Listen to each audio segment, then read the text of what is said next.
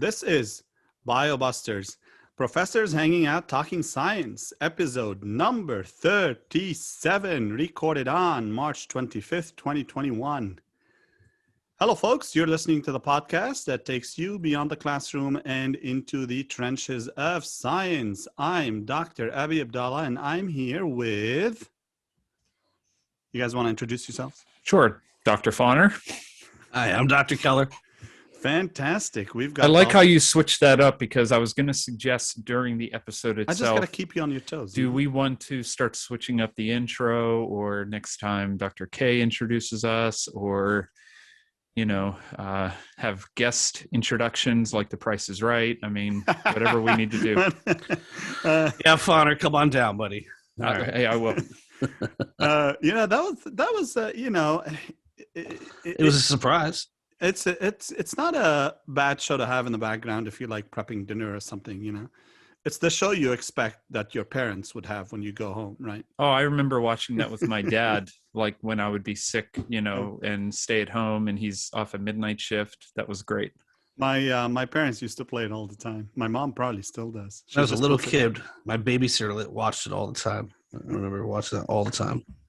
I think it's just for her it's like okay background noise, I agree. So how you guys doing? Pretty good. I cannot complain. I'm semi-healthy at my house. Yeah, good. you've Semi-healthy. Whatever works, man, right? Well, we're on COVID protocol here for COVID shutdown. We were on shutdown. We've been on permanent shutdown. Oh, well, I was going to say it's ironic that a year ago, sent home for however long on a lockdown. It was like 2 months. Here you are again. Yeah, we were home for a while. Yeah, but thankfully, everyone is mild at your house, Keller. So my family has COVID. It's going around. I was vaccinated, and I have not yet gotten sick. Of one for vaccine. Of one for the vaccine win. Then again, it's still anything could happen. But I had a negative test yesterday, so I'm going to assume that I'm going to stay negative. Well, that's certainly good news. We wish you and the family the best. Speedy recoveries all around. Absolutely. I think we're all up on the mend right now. Yeah. So. Well, I don't know about Fauner, but we missed you at work. Oh, that's sweet. It's because you wanted your candy bars. Because you want your Twix. Because I go into your office to grab Twix. That's right. That's right.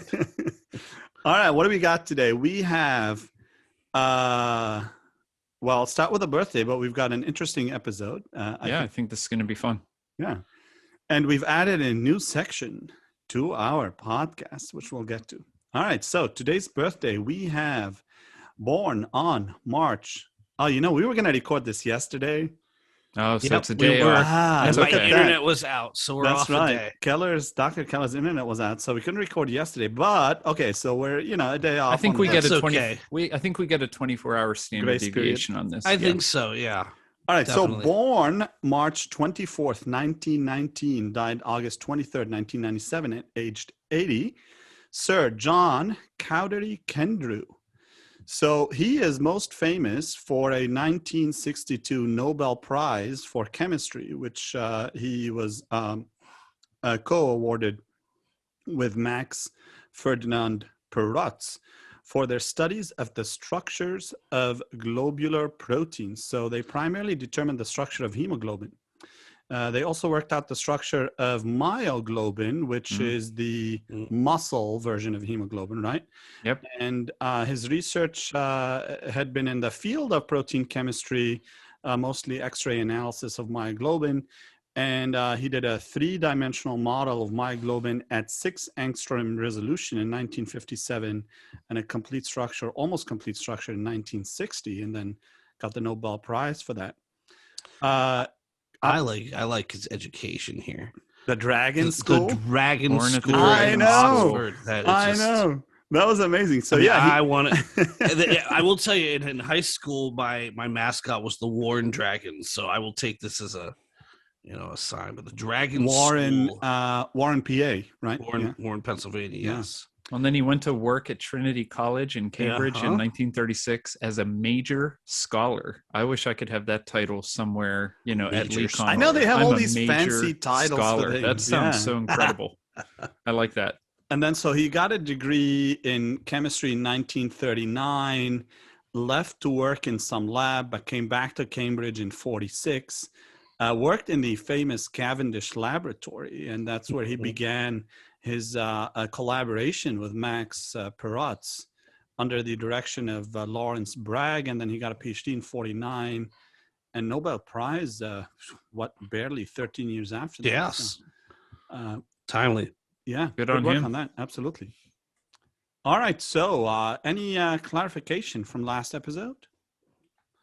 I don't think so. None that I know of. All right. Quick coronavirus update. Who wants to do that? Not me. Fawner? That's all you. Sure. I'll take it this time. I'll take the baton. So as of March 25th, we're sitting at worldwide cases about 124,711,000. Deaths are currently coming in worldwide at 2,760,000. U.S. cases sitting at 30,712,000 and U.S. deaths at about 558,000. So, yeah, I mean, so far, I think the biggest thing is that, the vaccines are underway. The U.S. vaccination effort is still ongoing. Individuals who have had at least one dose sitting at 26%. So that's good in to the see. In the U.S. In the U.S., yes. Yeah. And then fully vaccinated, and this is also lumping together the one dose that's part of the Johnson & Johnson vaccine, that's sitting at 14% fully vaccinated individuals in the U.S. So better than where we were, and hoping to see that number increase steadily over the next few weeks and months. Well, End of one right here. It works. Yeah, It works. But I had both It doses. works. That's right. I wasn't in the time, so they're saying about 10 days out from the second dose is when you should be fully vaccinated. I was not. Okay. I should. You were be fairly close, though, right? Like no. Fawn and I got our vaccine the Friday before. So was it 2 weeks ago we 2 got the weeks vaccine? ago. Yeah. And my family started having symptoms the next Wednesday, so it was only. I see. It wasn't even a week. It was about 5-6 days later. Okay. Well, Yeah. certainly good news that you're still feeling Good news. zero Still symptoms. kicking it. Yeah, that's right. That's right. The other COVID update in terms of sort of the testing. Well, with those numbers, before I forget, if you notice, these case fatality rates are getting lower. Right, good. we're sitting at about 2% now globally. When a year ago we were sitting at 4 to 5%. Right, and if you factor in all the non-lab confirmed cases, we think that number is much lower in terms of case fatality rate. Definitely.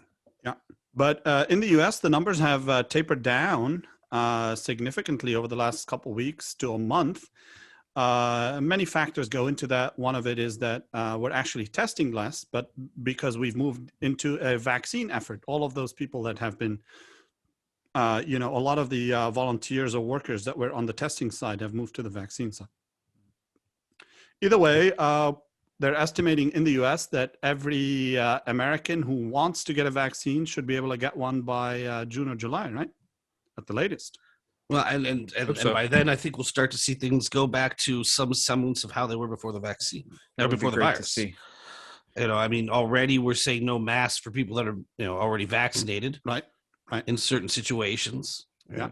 And even continuing efforts for different types of vaccines. Something that Dr. A and I talked about a few days ago was the further development and upcoming clinical trials, first phases of a coronavirus vaccine that's going to be in pill form.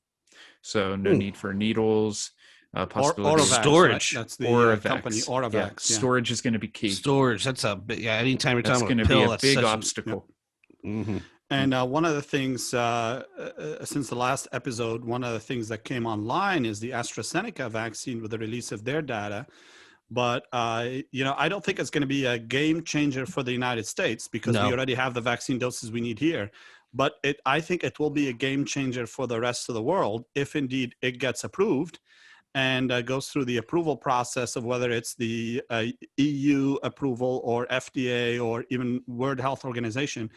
A lot of other countries would help them because right now most of the Pfizer Moderna supply is really going to the US. Yeah.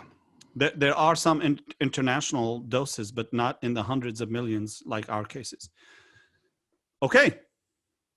All right. So we have a new segment that we will do in every episode moving forward. We have decided to go over and very quickly, we don't want to spend too much time on this, but we think our listeners would benefit from an episode's scientific study, whether it's a clinical study or a lab study. So this episode's study focuses on so-called COVID-19 long haulers. These are people who have gotten the coronavirus, recovered from the coronavirus in terms of acute illness, but have lived for weeks and in some cases months with chronic symptoms of COVID. And this article is as recent as 2 days ago. In the Annals of Clinical and Translational Neurology. The title of the article is Persistent Neurological Symptoms and Cognitive Dysfunction in Non-Hospitalized COVID-19 Long Haulers. So they looked at 100 patients who presented to a neuro clinic. And what they excluded from the study is anybody who was hospitalized for pneumonia or hypoxemia, so low levels of oxygen, right? And they pretty much recorded the frequency of neurological symptoms, and they analyzed patient-reported quality of life and standardized cognitive assessments. And this is with patients who had consistent neurological symptoms lasting more than 6 weeks post recovery from the virus. So is that how they define long haulers in this study, that post or that after 6 weeks post recovery period? Yeah. Okay. So pretty much you have 0 symptoms of the coronavirus. And so no aches, no fever, no shortness of breath, et cetera, so on and so forth. But the only thing you have is some sort of a neurological manifestation that sort of sticks around. And the results of the study, and again, this is from 100 patients who presented to the neuro clinic. And the results of the study is that they found the most frequent comorbidity being depression and anxiety in 42% of those individuals, and some sort of an autoimmune disease in 16% of those individuals. Did they, do you remember when you were going through this, what types of autoimmune disease that they mentioned as being the comorbidity here? Part of that 16%? Yeah, I wrote it down somewhere. You know, I'll try to remember and I'll bring it up again. Okay. But yeah, sorry about that. But I do have it somewhere. I'll find that paper. But still, it's I think even without knowing the specific disease, that's a key finding. Knowing that previous mental status as well as the incidence of autoimmune disease can kind of predict something like this. Yeah, I mean that's a low percentage. I'm just throwing out to look at the rest of 81% brain fog. Mm-hmm. Yeah, which I thought was interesting. So the main neurological manifestations have been 81% was described as brain fog, 68% headaches, 60% numbness and tingling. 59% of those people still complained of dysgeusia, which is not able to taste food. 55% with anosmia, which is not able to smell food. 55% with myalgias, which is muscle pain, which I think that's significant, but 85% still experience fatigue. Which would go along with the brain fog. Yeah. And one of the things that I thought was very interesting is they interviewed a person who was part of this study, and he said something along the lines of, he would walk into a room and then all of a sudden forget why he was there or what he entered that room for, like that sort of brain fog. Or he had some sort of like a labor construction job, right? He would like go up on a ladder to do a job, and then he's up on the roof and he's looking around and he's like, well, what do I need to do now, right? Like, and that is pretty dangerous. Yeah. I mean, this is just knowing that this is affecting neurological signaling in Yes. such a manner, causing numbness and tingling. I mean, nerve to muscle stimulation, that is concerning. I'd like to see some results of like a nerve conduction test from these individuals who are long haulers, see exactly what's happening there. So to me, that cognitive function is insane, right? They saw that these SARS-CoV-2 positive patients performed worse in attention and working memory cognitive tests, which goes with the brain fog. Yeah. What's interesting to me is, as a respiratory pathogen, we're most concerned about the mortality due to respiratory suppression, respiratory distress, and whatnot. And that's not on here at all. No. Yeah. There's no long-term respiratory symptoms. There's been described other, I don't want to say chronic, because we really can't call it chronic yet, but long-term effects of COVID-19. I know there's a student I've talked to that has something called COVID lung, which is, still a little difficulty breathing and long after the virus is gone. Yeah. And so this is just further evidence that we're not going to, we're starting to just realize, and it's going to be another few years where we start determining the long-term effects and dysfunctions associated with, getting COVID. Agreed. I wouldn't want to, of course, you don't want those nasty respiratory issues. You don't want to be hospitalized, have to be put on a vent. Obviously, that's very bad news. But think about how significant brain fog and having these deficits in attention, memory consolidation in the brain, that's, if I had brain fog and I had to go in and teach this morning, I'm not going to be too effective at my job until this clears up, hopefully. That would be, I don't know, that's nasty. Agreed. Yeah, 100%. And now, one thing that is interesting, and I haven't seen a study yet, but there's enough clinical reports coming out of hospitals or clinics indicating that long haulers, for whatever reason, who get a vaccine seem to have an improvement in their long haul symptoms. So just to follow that timeline of what you said, they are long haulers. They've been classified as long haulers. They get the vaccine and then they show improvement. Absolutely. You're talking about cool. Which makes me think maybe the vaccine perhaps induces some neutralizing antibodies that are at a higher level, and then maybe there's some lingering virus that gets rid. I don't know. There's no mechanism yet. This is speculation. The autoimmunity, it's still low at that 16%. I don't know what to make of that, but autoantibodies, and then you're given a vaccine that induces what you're saying, Delbert, like a huge response to the spike protein. Does that kind of get rid of or negate those antibodies that were maybe already made? So maybe those autoantibodies maybe reducing the production of those autoantibodies. You're saying?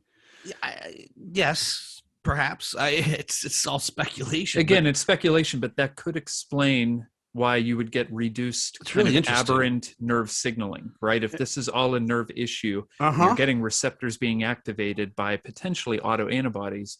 You get that vaccine, you reduce the activity of the autoantibodies, thus clearing up neurological manifestations. Yeah, I'm thinking like perhaps these patients made the wrong antibodies. They had a major response to a different part of the virus that caused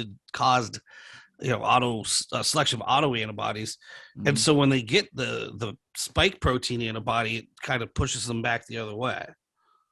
I don't know. It's just a thought. Could be one of the proposed mechanisms that I've seen being floating around is perhaps an elevated level of inflammation in the brain in these long haulers that is affecting these things.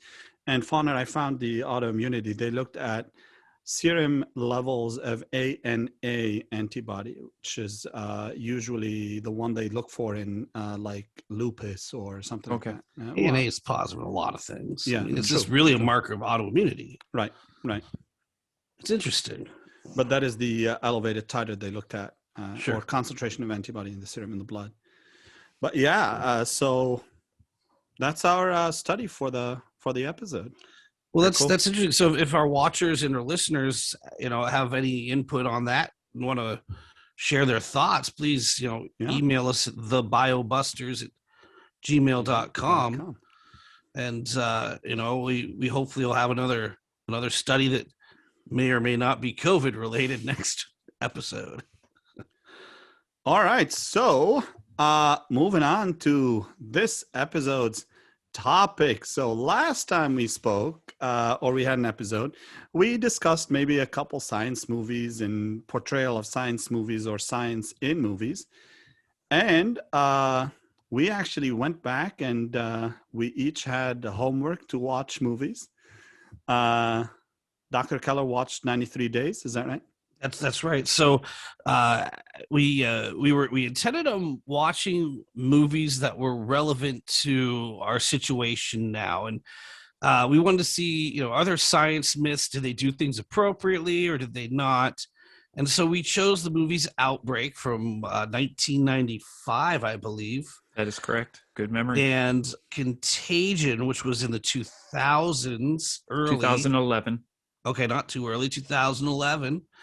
And 93 neither days. were available freely on my streaming services. So I found a movie called 93 Days. I believe Dr. Abi Abdullah also watched that movie. I did watch it, yeah. For similar reasons. And it was actually a good contrast to these mega blockbusters that like Outbreak and Contagion that were supposed to hopefully portray a valid scientific side to what would happen if a major pathogen got loose with a high mortality rate, right, such as COVID. And I would argue of the three movies, the one that is most Hollywood is Outbreak. For sure. Yes, absolutely. It's not as maybe subdued, realistic, or even it's very dramatic for the purpose of being dramatic. Action is involved, all kinds of things. Also, it's the oldest movie. Let's face it. I mean, I'm not saying special effects or anything, but there was a lot more leeway given back in those days. And, now everybody's got the internet. It's like, well, that's not how that happens, And it's easy with hindsight to play like Monday morning quarterback and say, oh, I can't believe they would think this in 1995. Well, that's almost 26 years ago. Yeah. Jeez. But I did not. I had forgotten that I'd seen it before. Right. I had seen it probably when I was younger and just forgotten a lot of the details. Right. How young? I just wonder how young you guys were when this came out. Just on the off chance. What were you in high school? Middle school? 94. What do we say? 1994.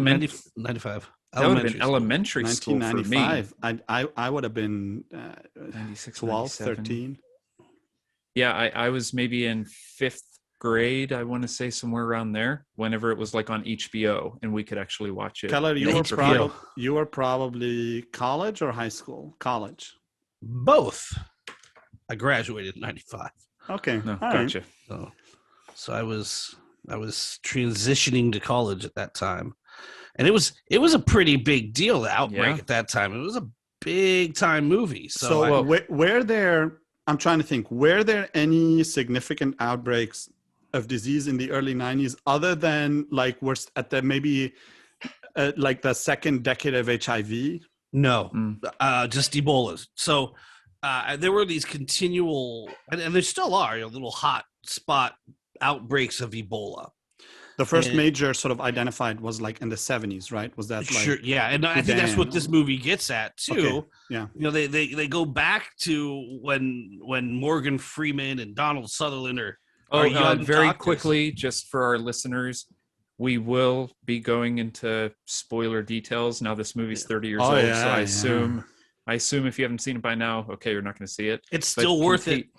But it is worth it. It's worth a watch. But Contagion in 93 Days, we're probably going to be talking about specific plot points to reference things. So if you haven't seen them and want to, maybe watch them, come back to the episode that we have right now tomorrow or the day after. And smash the like button, according to Dr. Abi Abdullah. That's good. What was probably, it just hit me. Wasn't like the early 90s that big famous book by Laurie Garrett, The Coming Plague? Was that 90s? Yes, and she actually talks about but before that was the Virus Hunters of the CDC. Those made a big splash, and I think that's where this comes from more than her book. McCormick. Lori criticizes Outbreak. Lori, in later editions, I think, of The Coming Plague, she criticizes this movie. Yeah. So her books came out around this time, whereas I think it was the late 94, 80s, early 90s. 94, Coming Plague. I just looked it up. Okay. And before that were the Virus Hunters, the CDC, and books like that not glorify, but really put into perspective these lethal virus outbreaks that they were hunting down around the world. The Reston strain in Virginia. Sure. Oh, Reston strain. Yeah, I remember that. Yeah. That came from a monkey, didn't it? Most of these we think come from monkeys. No, I meant specifically the Reston strain specifically. Absolutely. And they probably all do. I mean, we aren't sure, but right. We think it begins with bushmeat, but it doesn't matter. I mean, the all three of these movies are based on a lethal virus that goes airborne. Right? Right. I mean, right now Ebola is and we learned from the Ebola pandemic that it's not respiratory, but it can be respiratory droplets. So if you're wearing a mask and you're 6 feet, you're probably pretty good. And if you haven't come into contact with someone with Ebola, you can't get Ebola. It's not going to survive on fomites or things like that. Right. Yeah. But the other thing that I didn't realize at the time, they were not, I guess, super famous, but that movie Outbreak, man, it's got like 5, 6, 7 heavy hitters. No, it's an ensemble cast, and really huge. Talk about the 90s plethora of big time actors like Dustin Hoffman, Morgan Freeman, Donald Sutherland, Rene Russo, Cuba Gooding Jr. Oh yeah, Cuba Gooding. That was right around when he won his Oscar. Kevin Spacey's in it. Kevin Spacey, even though he's ostracized now. Back you don't see him in movies now. No, not anymore. Maybe Patrick Dempsey was in it. Yeah, one of his first roles, I think. Yep, that was very interesting. Yeah, watching. and I mean, doesn't look like Grey's Anatomy. And again, the way they Hollywood the movie up is, and I love the synopsis that I was reading, maybe like a Wikipedia page. There are very clear demarcations between here's what's good, here's what's bad. There is no real gray area. Like Donald Sutherland, he's the bad guy. The virus, that's a bad factor. And Dustin Hoffman is that hero who's just trying to save everybody and won't of course, follow the save rules. His wife. He won't follow the rules. That's what I love about Dustin Hoffman. And there's a love story involved too. It's amazing. So let's talk about what the movie got right, what the movie got wrong. Okay. Right? Well, the relationship with the host, right? The virus's relationship with the host, and something that you guys pointed out as we were discussing this. The movie begins pretty shockingly when they take the village out. Once they see, that is intense. This virus is causing almost 100% mortality. Well, so it was about the virus, not about the people. So they wanted a weapon. Yep. So instead of trying to save all the soldiers' lives, they decided to bomb the village. Yeah, the opening they found scene. That they got some blood samples to grow up this virus as a weapon. And and I'm kind of glad that they had that plot point. They had that, what was it, back in the 50s when they bombed it? And then a few decades later, 3 or 4 decades later, the virus reappears, right? And it's because of it hiding inside of a host, a non-human animal, which is that monkey. What species of monkey was it again? Yeah, so that capuchin. No, it is. Yeah, you're right. Yeah, white-faced capuchin. But that's where they got wrong, right? Because that was supposed to be in Africa, right? In Zaire, right? Correct. And the white-faced capuchin is a South American monkey. It is. So that's one of the sort of scientific wrongs of the movie. So maybe the director was sitting there looking at a few different types of monkeys and went, "Wow, that monkey was cute. It's cute. It's going to get it is a cute audience monkey. sympathy." I agree. I mean, if I was Patrick Dempsey, I would own that monkey. Oh, I would. I mean, that's what it is. I wanted that monkey. Well, for those of you who haven't seen this movie and you're listening to this and like, I don't want to see the movie. I believe, wasn't that the monkey from Friends that Ross had? Marcel. So same. I believe it's the actual same monkey. Mm-hmm. It could be that at the time Hollywood had monkey, one trained monkey that they could get to do things in a movie. Hollywood has a bunch of trained monkeys, Delbert. Well, I remember that monkey going on talk shows. It was on, I think, Leno. It was on David Letterman. I mean, that monkey was everywhere in 1995. Probably said more than Harrison Ford on those shows too. But so it was able to hide in the host, in that monkey. Yep. And that's similar to what other pathogens and viruses are able to do. Correct? But Delbert brings up a huge point right there that they didn't do their homework. No. They used probably the most trained monkey they had, and that monkey was or a monkey like easy enough to handle. You know what I mean? Sure. Like It's a small probably monkey. some of the host monkeys in the jungles or whatever are probably very aggressive and like not friendly, etc. So on and so forth. Yeah, but True. good for Hollywood. Yeah, Very good for Hollywood. Yeah, so there were some other good points in there too. When I was watching, I was like, okay, people are becoming sick too fast, and I mean, everybody's had the same progression throughout. Like, it was days when that they died, right? Some after they got infected. I mean, in the movie, yeah, but it was always the same exact progression. I mean, you really want to make it real. You need to mix it up a little bit. Some people should have died earlier, some later. There's variation in the human population and how you respond to a pathogen. Absolutely. Always. Nobody survived. It was 100% honestly, lethal.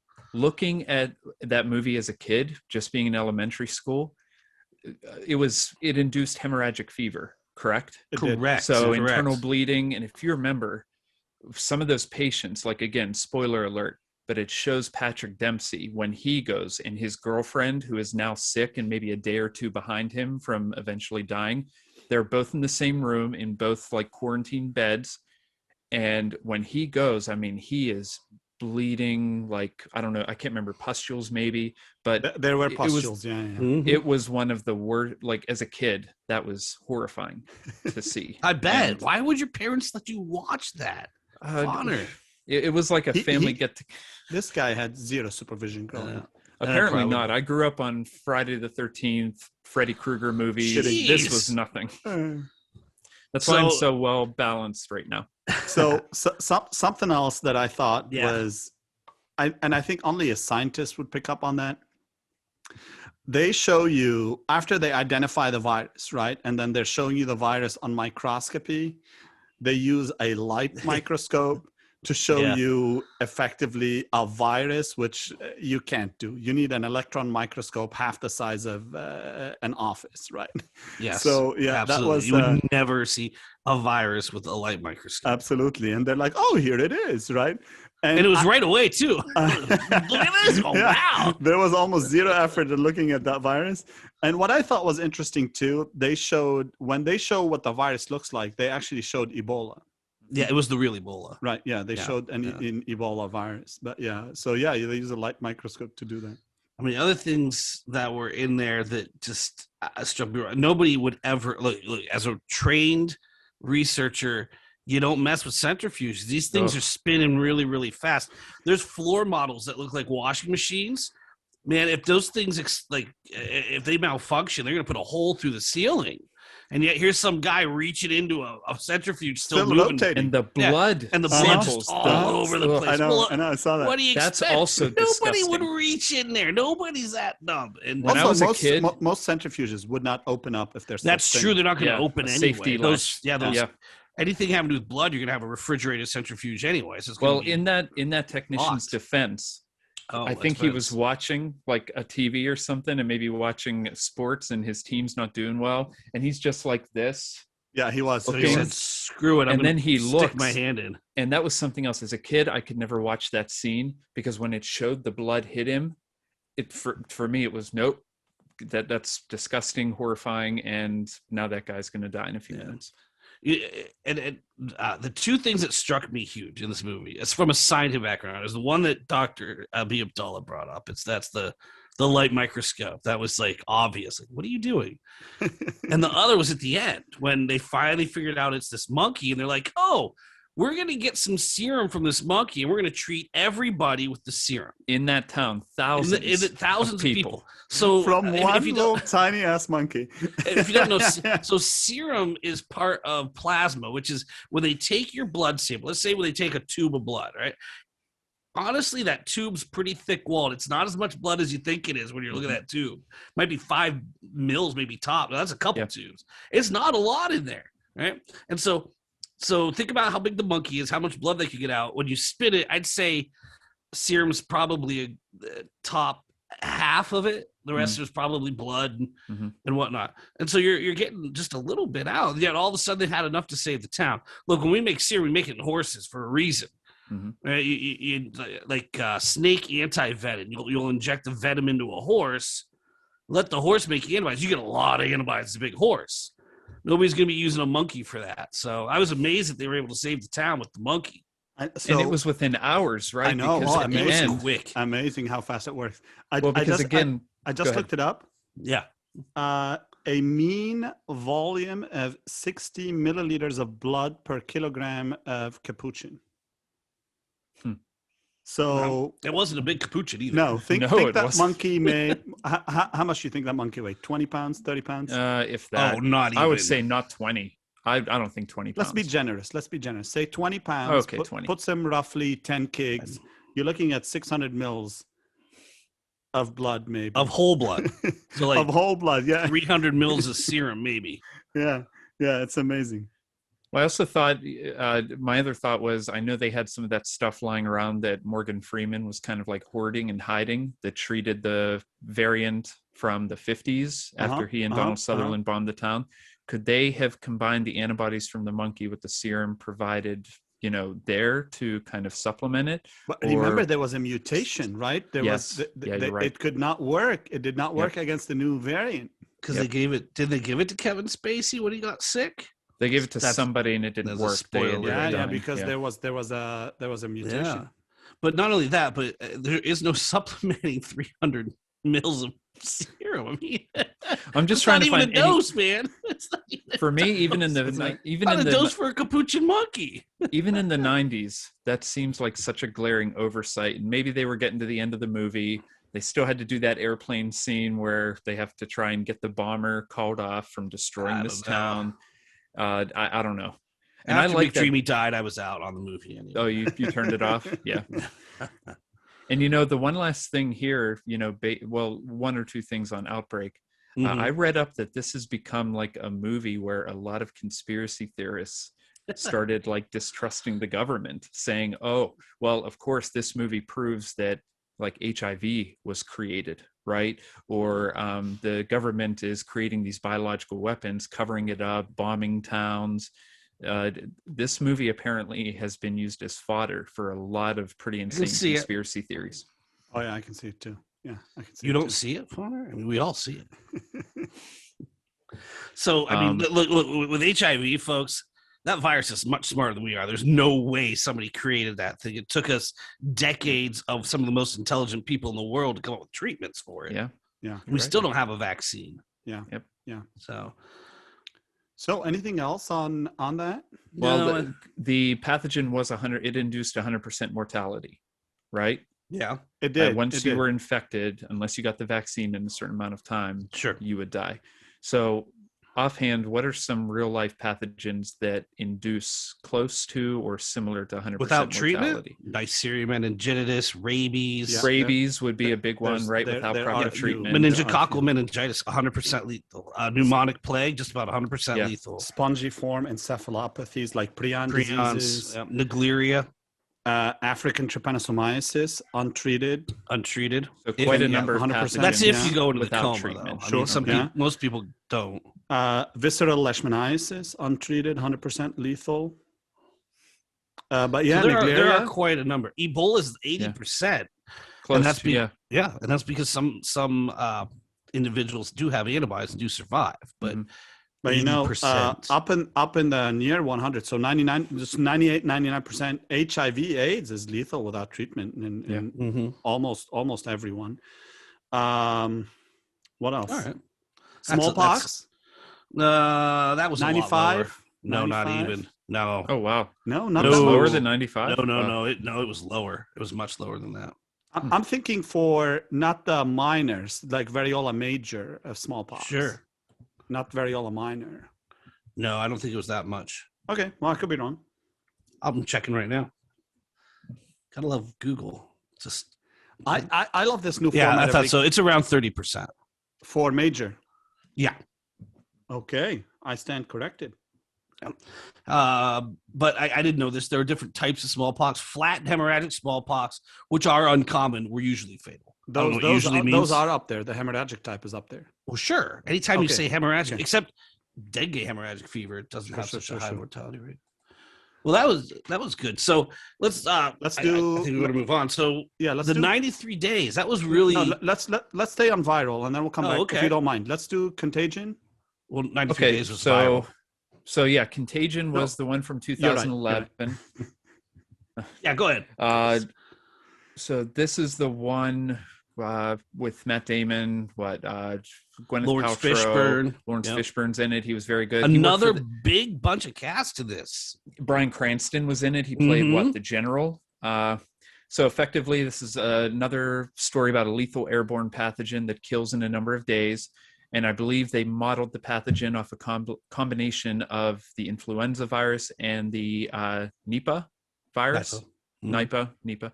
And eventually that induced and caused brain inflammation and respiratory disease in infected individuals, and they died and succumbed to the disease. Now, this movie came out sort of after influenza in animals became a thing. Right? So was it kind of modeled around like maybe bird flu, pig flu, swine flu, you know what I mean? Like, well, sort of and like... again, spoiler alert, but remember the big climax of the movie at the very end, the ongoing kind of subtle mystery is they're trying to figure out Patient Zero, because Gwyneth Paltrow was the first one who went, and her dying in that hospital with the respiratory distress, she's like almost like frozen solid. I mean, she goes really quickly. They're trying to determine, I think she was visiting, was it in China or Japan where she was, like an overseas I think it was trip? some Asian country, but she was like, at a casino, right? And she wants to meet the chef who like made the sushi or whatever. And at the very end, it's revealed bat hanging, next to where these pigs are being caged. And what is it? The bats are eating like fruit's dropping. Pigs are eating that. Pigs get slaughtered, and then the chef is using the meat as part of whatever he's cooking. Sure. Somebody comes back to say, oh, Gwyneth Paltrow wants to meet you, and you see him, he's not wearing gloves, and I think he just like wipes his hands off on his pants, goes out, shakes her hand, and I think that's when it cuts to black. That's the end of the movie. And I think that's not Hollywood, right? That's very that's reality. That's absolutely real. That's how this stuff happens. But again, I'm going to go with you're talking about viruses in two different families, not just unlikely, impossible. Those two, the viruses don't mate. Okay, now, I think you're right too. I think it's right around that time we were talking about the novel, the H1N1. The novel flu had just come out, and my guess is this is a playoff of that in terms of. Timing. But it was in my opinion, compared to Outbreak, it's just as dramatic, I think, but much more grounded in reality. Yes, it shows the high degree of transmission. Hollywood. Less Hollywood, more science. More research. So look, Outbreak was a blockbuster and it made a lot of money. So was this, but it was more epidemiological. It's clear they consulted a scientist, and they did. I think it got a lot of support from the overall scientific community. Yeah, there are some, there are some things here and there, right, that were a little bit inaccurate. I just want to say Kate Winslet was in it, Jude Law was in it. I mean, you have a huge cast here as well, and I mean, just the fact that it still followed the science, I think that's a good thing. I think one of the most heartbreaking scenes in that movie, because Kate Winslet, she was working for the CDC, right? Was she a researcher or a healthcare worker? I really can't remember. But when she wakes up in the middle of the night and she calls Lawrence Fishburne and says, I woke up, I'm feeling like out of it, I'm running a fever. And she's just like sitting there and she realizes I've contracted this and it's very likely that I'm going to die. And again, spoiler alert, in a matter of days, she eventually does. Her character arc is one of the more heartbreaking character arcs in that movie. But that's real. That's the way these viruses work. Yep. You have to feel some sort of empathy for a scene like that when in one of these movies, and 93 Days has a lot of that, where a scientist or a medical doctor realizes the first symptoms of oh shit, I'm infected. Yep. Yeah, or denial. And right. that was 93 days. Uh-huh. There's a lot of denial in there as well about being and infected. then sort of like, because you know what happens, you've quickly gone through the odds in your mind of, oh, 9 out of 10 times I'm likely to die over the next week, right? But Mhm. to live with that, right, sort of as the Yeah. scientist, knowing what's going to happen to your body, with I feel it's a little bit different than like the patient who comes in and maybe they're aware of what's going to happen, maybe not, maybe they're informed, But at by least their maybe they still might have hope. Right. And maybe they might think, because they're not knowledgeable about the process, oh, well, maybe there's going to be a treatment coming, or maybe the vaccine's coming I'm in a in few the days. hospital, I should be okay, et cetera, so on and so forth. As a scientist sitting there knowing the vaccine's months away, this Right. has such a a high mortality rate. Well, not in this movie. They had it in 4 months. The vaccine was within 4 months, which I found a tad bit on the fast side. Well, unless Trump is president, and then you get it pretty quick. That's what you remember that. Came out One quick. has to remember that. Which Don't you remember that? If you just purely look at, and I agree with Keller, if you purely look at just how long it takes to do a phase 1, how long it takes to do a phase 2, It's a long time. and how long it takes to do a phase 3, if you take away all the hoops, all the regulation, and you assume minimal problems, you can wrap it up in under a year if you have a vaccine candidate that is effective. I guess under a year. Yeah. Under. Yeah. But you have it. But let's face it too. It was the priority. Everything. It's like, this is what you're doing. This is what you're doing. This is what you're doing. Everybody else stop. Right. Well, that's the thing, right? So we had pretty much, and let's face it, the U.S. throw trillions of dollars at the problem, told every giant pharmaceutical company, you do nothing else but this. And, that to me... But it worked. But that's my point. That to me underscores the importance of science funding. Think of how many other diseases we could say to scientists, you know what? You do nothing else but cancer for the next year, and you have unlimited imagine resources. what could get done. Yep. Yeah, I think we can agree. do a lot. Completely agree. So I think it is possible. 4 months, I think, is too quick. Honestly, 4 months. Is too Yeah. That's way too quick. But I think what last year showed us is that it can be done. Can be done with the right attitude, the right amount of money, and nothing else. Well, and the other scene, and over and over again. It wasn't just one vaccine. Yeah, I mean, look at the number of companies candidates came out that work. Yeah, working together. But we were how lucky. How does the doctor or scientist actually prove the efficacy of the vaccine at the end? Doesn't she get herself sick by getting contaminated by her father, who she visits in the hospital, and then she sticks herself, with the vaccine candidate, I think, and then sees that she wasn't sick within a few days. So sounds familiar. That's one way that you probably should not conduct an efficacy test on a vaccine. That won't be IRB approved. Agreed. Reminds me of Helicobacter. Yeah, so, I know. So we should probably talk real quick, just real briefly about 93 days. We found this. So I ended up watching this. It's on Netflix. It's on Netflix right now. It's free to watch. And what happens is there's a current outbreak of Ebola in Liberia, which is known.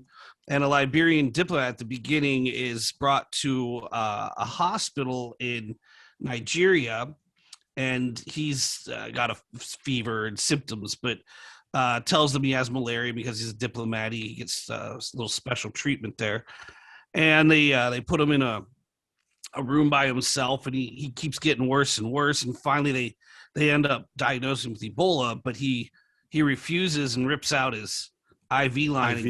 His blood flies all over and hits everybody in the room, and so he ends up dying there. But then it's really about after that they focus on the people, so it was more of a personal story than it was about following the science, although there's nothing wrong with the science. It was more about the fight of the Nigerians against their first outbreak of Ebola and making sure it didn't just rampage through the city. And so they had wards that were set up, and they were just rough, destitute. I mean, it was basically, it was survive it on your own. Right. There was it's nothing like you would think of here. It's basically, here's a bed and some special drink, and we still couldn't catch out what they called it. oral rehydration. It Yeah, was but an oral rehydration You're right, but they had a little drink. name Yeah, they called it. ORC, I think they called it. I think it's Yeah. oral rehydration something. Something. Anyway, and supposedly it was supposed to keep them hydrated and alive, and it follows a couple of the doctors and nurses and staff from the hospital that get the disease, and some die, and follows the one that survives. And Yeah. What I personally liked about the movie, like you said, is that it focuses on the people. It focuses on what really, I mean, we think of these pandemics, we always talk about the science, this, and that, but this movie followed the healthcare workers. It followed the people who lived in that neighborhood. It followed like what are like their family, their kids, their husbands, like what do people go through when healthcare workers are fighting an outbreak or getting it themselves. And I think it just like had a humanitarian sort of what's going on with people's side that was nice to see. And this is on Netflix, you said? This was a Netflix-made movie? Yeah. Yes, and not to be downplayed, Danny Glover stars. So we still have we still have some big name Hollywood action names. right there. He does a great job in the movie. I was skeptical going into it, but it definitely was a good watch.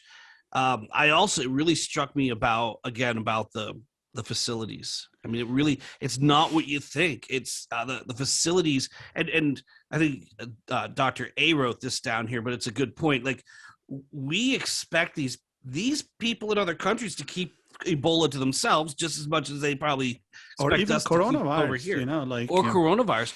But their facilities are nothing like ours. You're not going to go over there and have 4-star facilities. There's absolutely no containment. There's all these extremely poor countries in very crowded cities, and an outbreak comes out, and then we our media here or some politician says, why'd you let it get out? And I was like, dude, they have no choice. How could they contain it? I mean, how are they going to do anything? And underscores also the importance of, to me, medical sort of aid, like so Médecins Sans Frontières, right? Like these Doctors Without Borders that go in, or International Red Cross that that do all this effort to try to help contain, etc. WHO, I think it's important. Otherwise, you see these diseases spread globally, and then it's a global problem. Yeah. Right. Cool. Well, it's definitely a movie I'm going to have to check out, because I think I'm the it's only worth one who it. hasn't It's seen worth it. it's definitely worth a watch. I recommend it. Yeah, for sure. I recommend it. I'll watch it this weekend then. Well, I would say it's probably time now for our game segment. No, Let's do it. All right.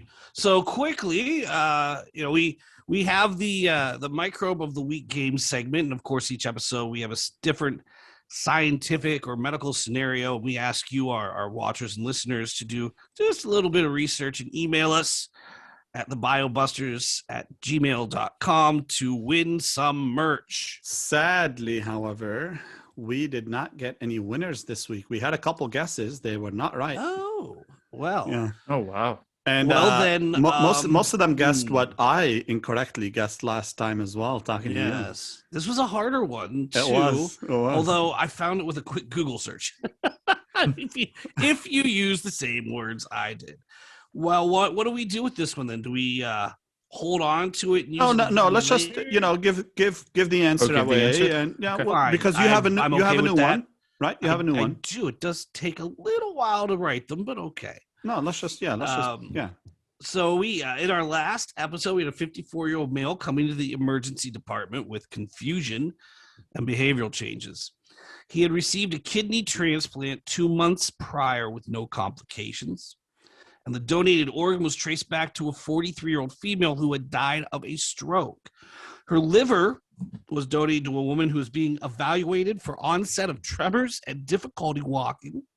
And her second kidney and heart were donated to a patient who had since developed brain inflammation or encephalitis.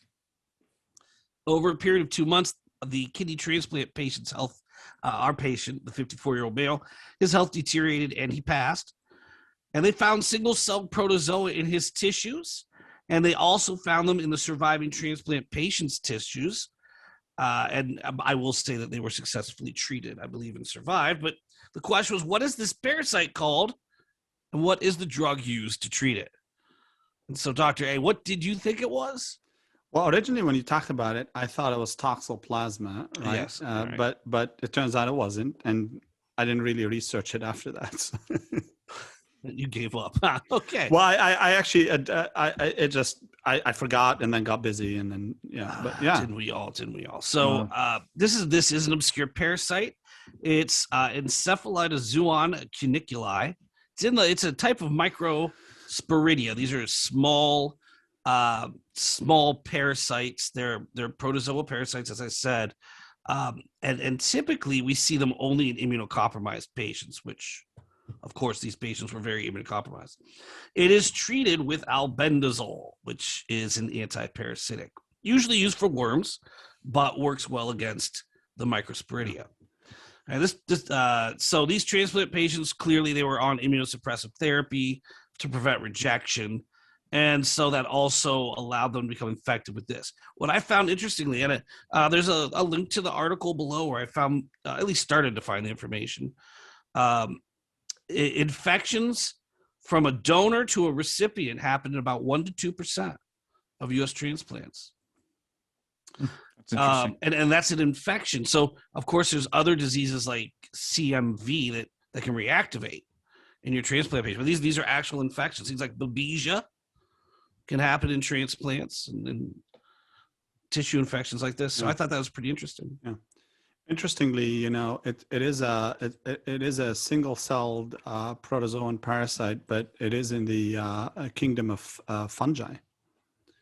Yeah, they're kind of strange, and it's similar to what pneumocystis used. Right. It was a parasite. Now they have it classified as a fungus. Yeah, and you treat it with an anti-helminthic, a worm drug. Right. Yeah, they're very strange. You also, just they're in the environment, and so most of us probably come into contact. But since we have robust immune responses, we don't have anything to worry about. I do believe you can get them from drinking water from a mud puddle. Is one way to get these, which we do not recommend. Yeah, we do not recommend. If you must, they do make different types of purification devices. Yeah, straws. All right. Do we have a new case? I do. I put this together today because, well, you told me to. So we have this episode's Guess the Microbe. Remember, if you get the correct answer, we do have merch. Yes, we do. You get this beautiful fancy mug. There we go. BioBusters mug. Who doesn't want that? That's a great design. And we may have future merch coming depending on how many correct answers we get. Yeah, T-shirts, tote bags, etc. Mm-hmm. So our case for today, right?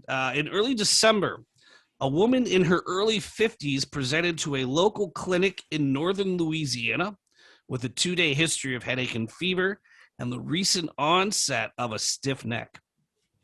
She denied any recent close contacts as her children live in far-off states and have not visited her in some time. She has not been outdoors and does not remember any mosquito bites. And while taking her history, the patient vomits, then loses consciousness. Well, I guess there goes the history. Yeah, the history is over. Nasal swabs, blood samples, and a CSF sample are taken. The CSF is reported as cloudy with increased opening pressure. And despite aggressive medical care, the patient lapsed into a coma and died. Post-mortem analysis of the CSF sample revealed motile trophozoites. And so the question for this episode is, what is the causative agent? And how did the patient acquire this infection? I think you should know this one. I went a little bit easier, but fun. We're going to have a nice discussion. That's good to hear. I think I know this one. Yeah, I think I know this one. Well, yeah, okay. I thought you knew the last one. So that is true. That is true. All right, folks. That is it for today. Thank you very much for listening. Yep. Yes, thank you. We appreciate your viewership and listenership.